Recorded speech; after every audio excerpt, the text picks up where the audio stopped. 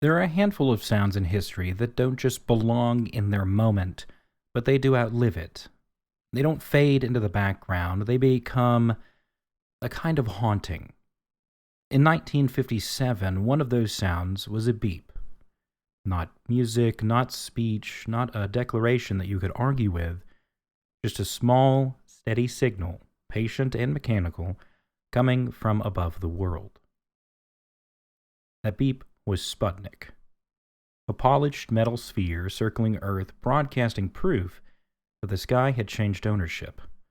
And people talk about that beep like it was the beginning of something beautiful. But if you were there, if you felt the temperature drop in global politics the moment Sputnik went up, you understood something immediately. Orbit isn't space. Orbit is high ground. Orbit is leverage. Orbit is a shadow passing silently over a country that suddenly realizes the sky can belong to someone else. And once you put something above the world, you don't just launch satellites, you launch urgency. You launch fear disguised as ambition. You launch a race where first isn't a ribbon, it's a weapon. So the Soviet Union looked at Sputnik 1 and decided the follow-up couldn't just be impressive, it had to be undeniable. Not metal, but it had to be life. And the life they chose was a dog. A stray from Moscow, small enough to fit in a capsule that was never meant to be comfortable and never meant to come back. There's a version of this story that the world likes to tell, the smooth version. The version with clean edges and a tragic glow.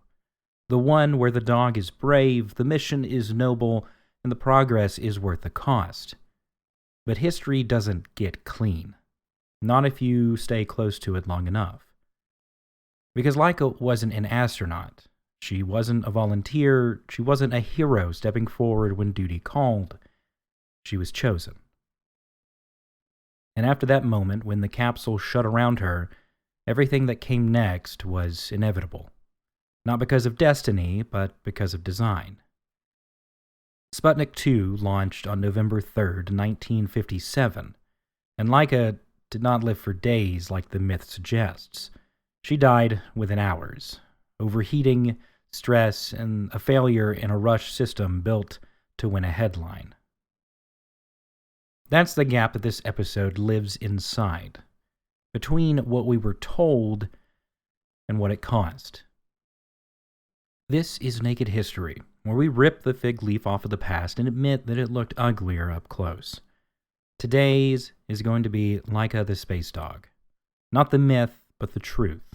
Because Laika wasn't a hero's journey, she was a propaganda casualty.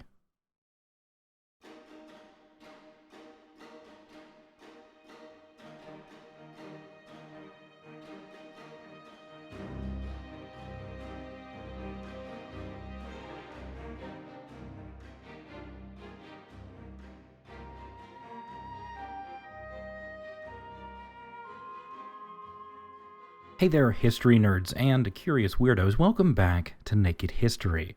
I'm Dyllan Gassaway, and today we're doing a story that people love to package as inspiration, but it's actually an indictment. Because this episode isn't just about a dog in space, it's about what happens when scientific achievement gets welded to political urgency. What happens when first becomes more valuable than safe. It's about how history, over time, turns casualties into symbols so we can celebrate progress without swallowing the full truth. Now, here's the argument that we're making today out loud with no soft landing. Laika wasn't sent to space as part of a heroic journey to conquer the stars. She was sent as proof. And her death wasn't a tragic accident at the edge of human possibility. It was the predictable result of a mission designed without a return. So we're going to do what we do best here. We're going to take that myth apart carefully and look at the machinery inside of it. The Cold War logic, the engineering reality, the shifting cover story, and the way memory transformed Laika into something almost supernatural. An orbiting guardian people still talk about today.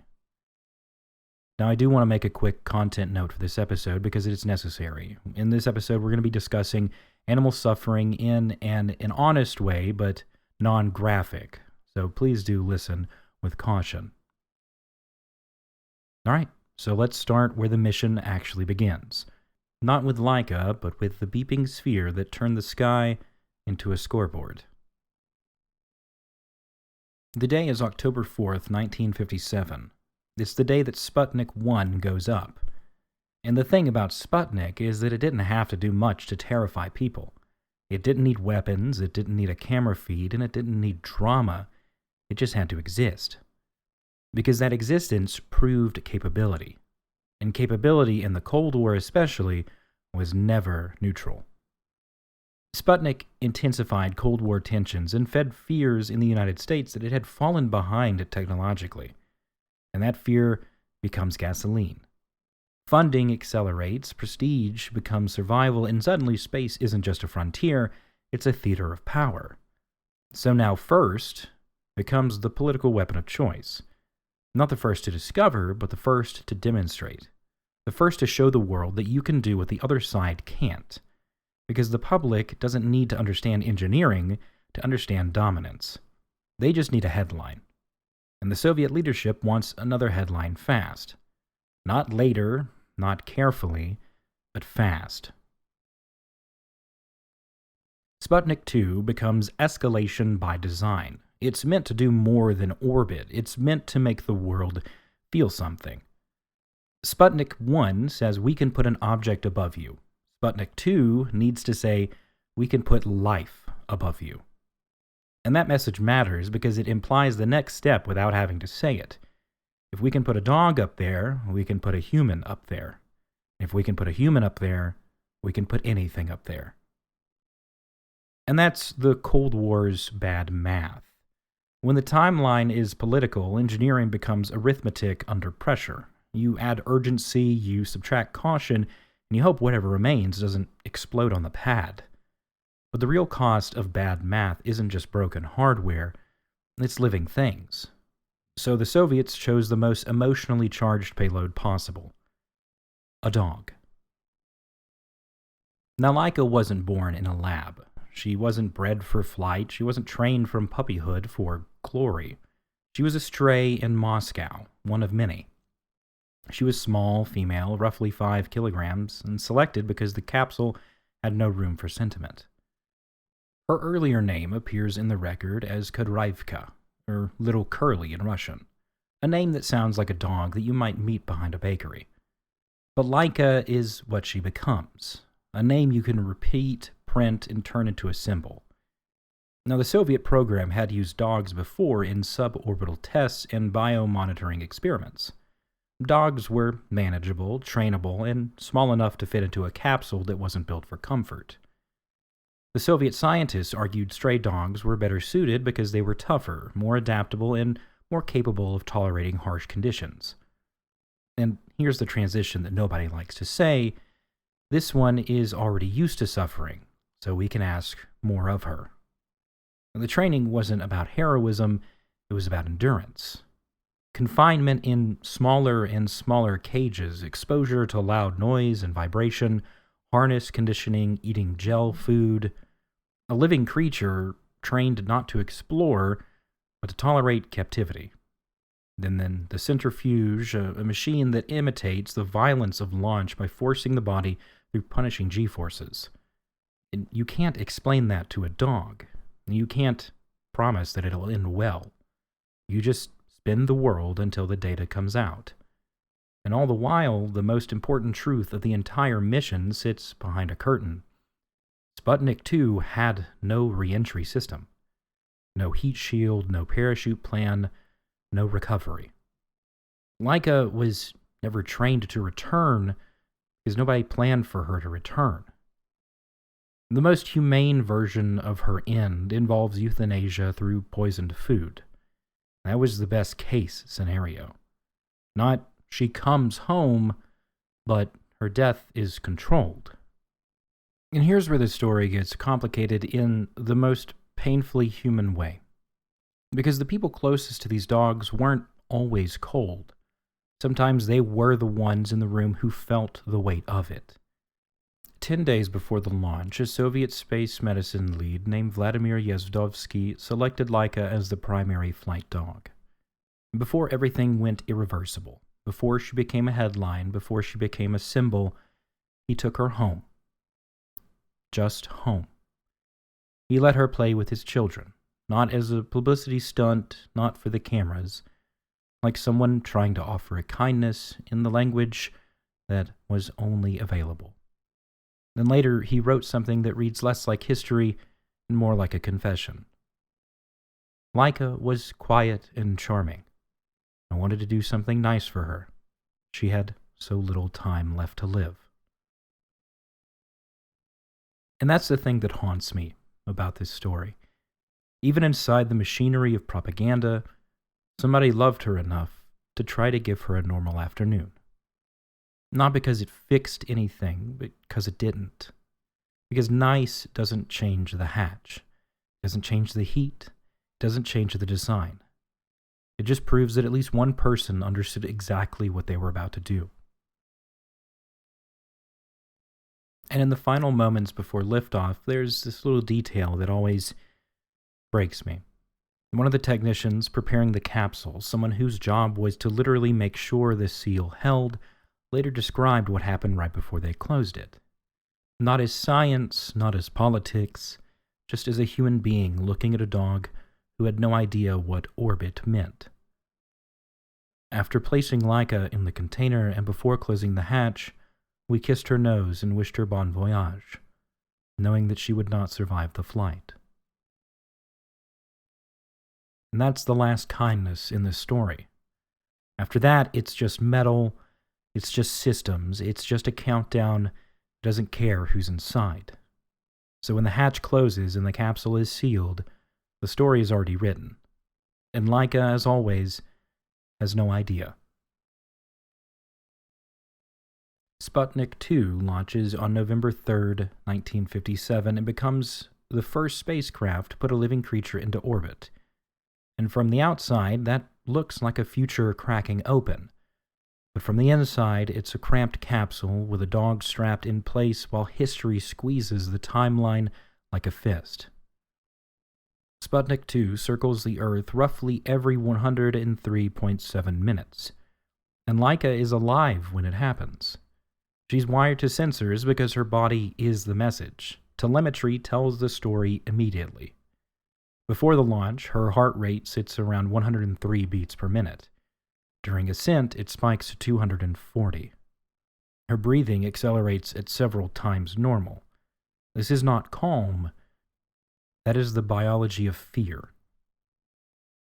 And in orbit, weightlessness begins, and the data shows something almost cruel in its ordinariness. After a few hours, her heart rate begins to settle. Not quickly, not easily, but it does. And she eats. And she's alive long enough for the propaganda story to almost form in real time. And then the rushed engineering catches up. Sputnik 2 suffers a separation failure. Elements that should detach cleanly do not, contributing to thermal control problems. The insulation is compromised and the cabin temperature rises, reportedly reaching around 40 Celsius or about 104 degrees Fahrenheit. Now inside a sealed capsule, that heat becomes lethal. And this is the pivot point between legend and reality. Laika does not live for days. She dies within hours, commonly reported as 5 to 7 after launch due to overheating and stress. Hours. It's not a long mission. It's not a peaceful drift into history. Hours. Sputnik 2 continues to orbit long after she's gone, and it remains in space until it re-enters and disintegrates in April of 1958. So the spacecraft becomes a moving monument to a truth that was never meant to travel as far as the satellite did. The signal circled the planet. The silence stayed locked inside the story. Now, after launch, 2 missions run at once. One is in orbit. The other is narrative management on Earth. For years, Soviet accounts of Laika's death shifted between batteries, oxygen depletion, euthanasia for several days, versions that kept the public focused on success rather than the timeline of failure. And why lie? Well, because Sputnik 2 isn't just science, it's power theater. A dog in orbit is psychological warfare with fur. It's a spectacle meant to have acceleration. You're not just ahead, you're pulling away. And it lands at the exact moment the United States was already rattled by Sputnik 1. And the fear becomes a driver of American urgency, culminating in the rush to put up a successful U.S. satellite. Explorer 1, the U.S.'s first satellite, launches at the end of January 1958. That is the space race as a chain reaction. Sputnik 1 is the spark. Sputnik 2 is the escalation, and Explorer 1 is the response. So the Soviet story has to remain clean. It has to look controlled. It has to look like mastery. Because if the world sees Sputnik 2 as what it really was, a rush mission that killed its passenger within hours, then the triumph turns into recklessness. And recklessness undermines the message. So the truth is delayed, it's stretched, and it's softened. Not because the details don't matter, but because the details make the story morally unstable. And this is where the history becomes something else. Because Laika doesn't just remain a tragedy, she becomes a symbol. And symbols are slippery things. They simplify, they smooth, they make an unbearable truth portable. Laika becomes brave. She becomes the pioneer. She becomes the sacrifice for progress. And to be clear, people mourning her is not wrong. Remembering her is not wrong. But memory has a trick. It can become a replacement for accountability, because it's easier to mourn than to confront the system that made that choice. And in the modern internet era, Laika's story mutates again into something almost folkloric. You've probably seen it. Laika as the watchdog of the cosmos. Not a dog who died, but a dog who stayed. And a dog who now stands at the edge of the human future, looking out into the dark like she's a guardian of the sky that we broke open. And if it sounds dramatic, yeah, humans do that. We build legends when we can't live with the ending. But the watchdog myth isn't random. It echoes an older structure of the church grim. In Scottish, English, and Nordic folklore, a church grim is a guardian spirit tied to a churchyard, often appearing as a black dog protecting sacred ground from profanation. And the most chilling detail in that folklore, well, some traditions suggest a dog was buried as a foundation sacrifice, so its spirit would become the guardian, saving a human soul from being bound to the duty. A guardian made from sacrifice. A protector created by a choice it never got to make. And suddenly, Laika's cosmic watchdog myth looks less like internet whimsy and more like grief following an ancient script. We buried something at the foundation of a new era, and now we imagine it watching over the structure that we built. Laika becomes a space grim not because she chose to guard the cosmos, but because we need her to be more than a victim. Because if she's only a victim, then we have to admit what that means about us. So we turn her into a witness. We give her a role that isn't suffering.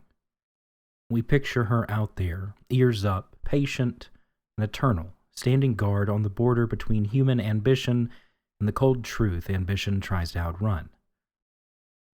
But the grim in folklore doesn't exist to comfort you.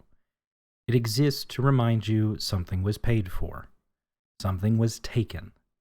That's what Laika's story does when told honestly. It doesn't flatter the space age. It haunts it. Now, Laika's legacy isn't only myth, it's physical. It's in monuments, memorials, and institutions trying to make meaning out of a choice that can't be undone. A Laika monument was unveiled in Moscow in 2008, shaped like a rocket that becomes a hand, cradling her upward. And it's not hard to feel the symbolism in that design. A hand. Not straps, not a sealed hatch, not a capsule built without return, but a hand. Because that's a story we wish we could tell. That she was held, that she was protected, that the future was gentle.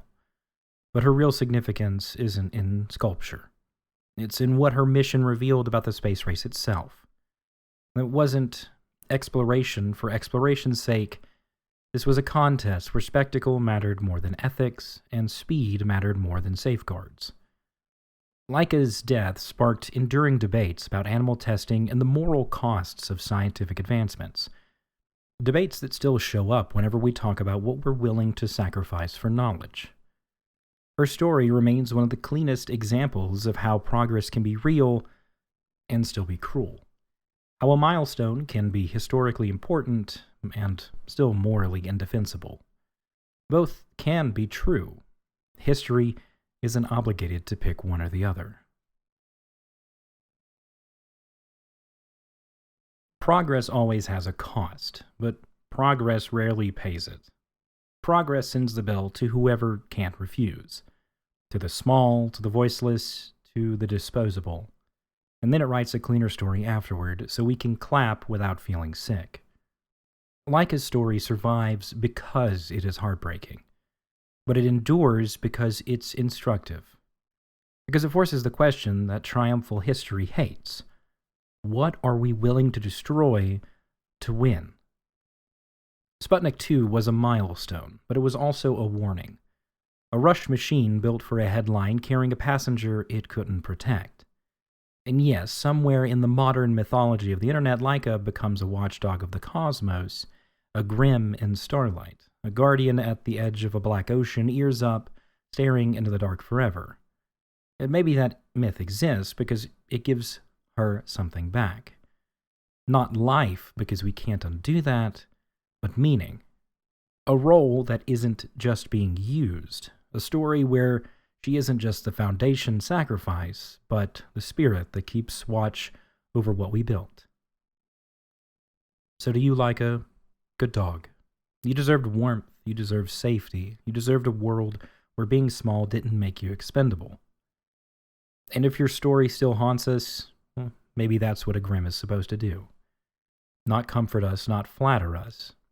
Just stand there in the dark and make sure we don't forget what we buried there.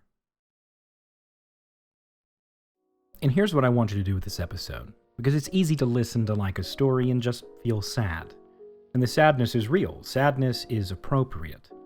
But sadness is also passive. It's a dead end if it doesn't become momentum. So if this episode hits you, if this story stuck in your ribs, don't let it stop at a sigh. Turn it into something that moves. First, share this episode with one person. Not a vague post into the algorithm void, send it directly. Someone who loves space history, to a Cold War nerd, someone who thinks progress is always clean, or somebody who needs to hear that future has fingerprints. Because the more people who hear the real version, the harder it is for the myth to keep doing propaganda's job. Secondly, if you haven't followed us, do it. Spotify, Apple, wherever you're listening, the follow is how this show grows. It tells platforms that this story matters. And lastly, leave a review. I know, it's the podcast equivalent of eating your vegetables, but reviews are oxygen. It's how a show like this climbs out of the void and finds new listeners. If you want to leave a review that feels extremely on brand, you can simply write, "This podcast made me feel emotions, and I did not consent." And that'll do. That'll absolutely do. And if you want more history like this, stories with wonder in them, but also teeth, stick around. Because we're going to keep telling the versions that aren't polished, the ones where the milestones come with a shadow, the ones where the past isn't a museum display, it's a living thing, still shaping what we accept, what we praise, and what we excuse. So follow the show, share the episode, leave a review, and come back next time. Because the fig leaf is coming off something else very soon. Thank you for listening, and as always, I'm Dyllan Gassaway, and this has been Naked History. Always remember to stay curious, stay informed, and stay naked, historically speaking. Have a good one.